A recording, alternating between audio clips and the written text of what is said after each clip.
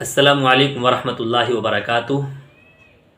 خواتین کے جو ناپاکی کے ایام ہوتے ہیں یعنی پیریڈز وغیرہ کے، تو ان ایام میں خواتین کیا کام کر سکتی ہیں اور کیا کام نہیں کر سکتی ہیں، کیونکہ آج بھی ہمارے معاشرے اور سماج میں اس طرح کی بہت سی باتیں چل رہی ہیں جن باتوں کو مذہب اسلام نے آج سے 1450 سال قبل کل عدم قرار دے دیا تھا کہ مذہب اسلام میں ان کی کوئی حیثیت نہیں ہے، یہ باطل خیال ہے۔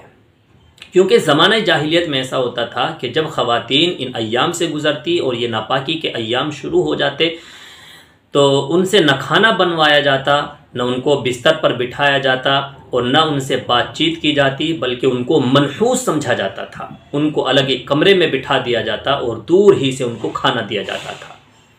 تو مذہب اسلام نے ان تمام خیالات کو باطل قرار دیا ہے کہ ان کی کوئی حقیقت نہیں ہے، یہ باطل خیال ہیں، یہ خرافاتیں ہیں۔ مذہب اسلام نے خواتین کو عزت دی، مذہب اسلام نے خواتین کو بلند مقام عطا فرمایا کہ خواتین ان ایام میں کھانا بھی بنا سکتی ہیں، پاک بستر پر بیٹھ بھی سکتی ہیں اور اپنے شوہر کے پاس لیٹ بھی سکتی ہیں، یعنی سارے کام کر سکتی ہیں، نہا بھی سکتی ہیں۔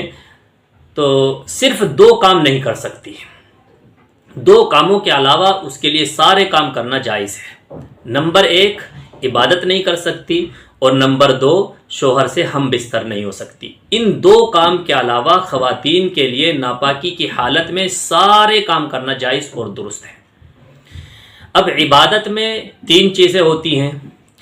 نمبر 1 عبادت میں نماز ہے، نماز نہیں پڑھ سکتی، اور ان ایام میں جو نماز چھٹے گی ان کی قضا بھی نہیں ہے۔ نمبر 2 روزہ نہیں رکھ سکتی، لیکن روزے کی قضا ضروری ہے۔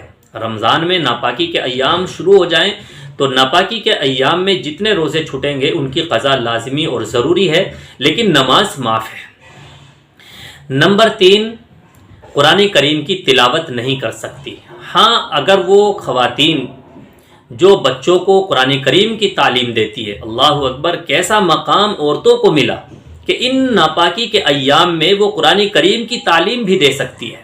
بس خیال اتنا رکھیں کہ وہ تلاوت کی نیت سے نہ پڑھیں اور پوری آیت کو ایک ساتھ نہ پڑھیں، بلکہ الگ الگ حرف کو پڑھ کر بچوں کو بتائیں۔ جیسے کوئی بھی ایک صورت لے لیجئے، جیسے تبت یدا ابی لہب وتب یہ صورت ہے، تو آپ اس طریقے سے بتائیں تبت یدا ابی لہب وتب، یعنی توڑ توڑ کر کے حرف کو اس طریقے سے آپ بتائیں تو آپ کے لیے اس طرح سے جائز اور درست ہے۔ اور دوسرا کام ہے کہ اپنے شوہر سے ہم بستر نہیں ہو سکتی۔ ان 2 کاموں کے علاوہ سارے کام کر سکتی ہے۔ زبان سے کلمہ طیبہ بھی پڑھ سکتی ہیں، کلمہ شہادت بھی پڑھ سکتی ہیں، ذکر و اذکار بھی کر سکتی ہیں، اللہ کا نام لے سکتی ہیں، یہاں تک کہ آیت الکرسی دعا کے طور پر رات کو جیسے سوتے وقت پڑھتی ہیں تو رات کو سوتے وقت آیت الکرسی کا پڑھنا بھی جائز ہے۔ اور قرآن کریم کی وہ آیتیں جو دعا کے طور پر پڑھی جاتی ہے، جیسے ربنا آتنا فی الدنیا حسنۃ وفی الآخرۃ حسنۃ وقنا عذاب النار، یا اس کے علاوہ جتنی بھی دعائیہ آیتیں ہیں ان کو دعا کے طور پر پڑھ سکتی ہیں، کوئی حرج نہیں ہے، یعنی اللہ کا ذکر و اذکار کر سکتی ہیں ان ایام میں بھی۔ تو یہ باطل خیال ہیں جو غیروں کی رسمیں ہیں۔ آج بھی ہمارے مسلم علاقے جو غیروں سے متاثر ہیں، غیروں کے علاقوں سے متاثر ہیں، تو ہمارے مسلم علاقوں میں بھی اس طرح کی خرافاتیں ہیں، اس طرح کی باتیں چلتی ہیں۔ تو اپنے اپنے علاقوں کے حساب سے الگ الگ باتیں ہر علاقے میں چلتی ہیں، تو آپ ہمیں ضرور بتائیں کہ آپ کے علاقے میں اس طرح کی کیا کیا باتیں چل رہی ہیں، تاکہ ہم آپ کی پوری رہنمائی کر سکیں۔ تو اس کلپ کو آپ دوسروں تک ضرور پہنچائیں، اور جو بھی آپ کے علاقے میں چل رہا ہے کمنٹ کر کے ہمیں ضرور بتائیں، تاکہ ہم پوری رہنمائی آپ کی کر سکیں۔ السلام علیکم ورحمۃ اللہ۔